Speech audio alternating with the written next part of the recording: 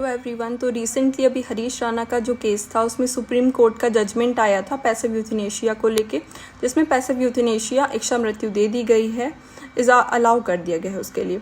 और इससे पहले भी कई बार कॉन्स्टिट्यूशन में पैसिव यूथनेशिया को लेके सवाल उठे हैं कि राइट टू डाई हमारे पास है या नहीं, क्योंकि आर्टिकल 21 कॉन्स्टिट्यूशन का आपको लाइफ एंड पर्सनल लिबर्टी का फंडामेंटल राइट देता है।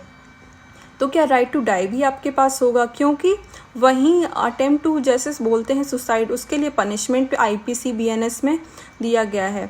तो क्या आपके पास राइट टू डाई है या नहीं। तो 2009 में भी इससे पहले एक केस था अरुणा शानबाग केस, याचिका डाली गई थी जिसमें सुप्रीम कोर्ट में पैसिव यूथनेशिया इच्छा मृत्यु के लिए, और 2011 में पैसिव यूथनेशिया को डिनाई कर दिया गया। इसके बाद जो अरुणा शानबाग थी वो एक रेप विक्टिम थी, और उसके बाद वो वेजिटेटिव स्टेट में रही थी 40 to 43 ईयर्स, और नेचुरली उनकी डेथ हो गई थी 2015 में। इसलिए कई बार इच्छा मृत्यु का सवाल इसलिए भी उठता है क्योंकि जो पेशेंट्स रहते हैं या विक्टिम रहते हैं उनकी ऐसी सिचुएशन रहती है कि हम बोल सकते हैं ऐसा जीना भी जीना है या नहीं। तो right to die with dignity का क्वेश्चन अराइज हो जाता है, इसलिए हम इच्छा मृत्यु का जो कॉन्सेप्ट है उसको काफ़ी सीरियसली लेते हैं।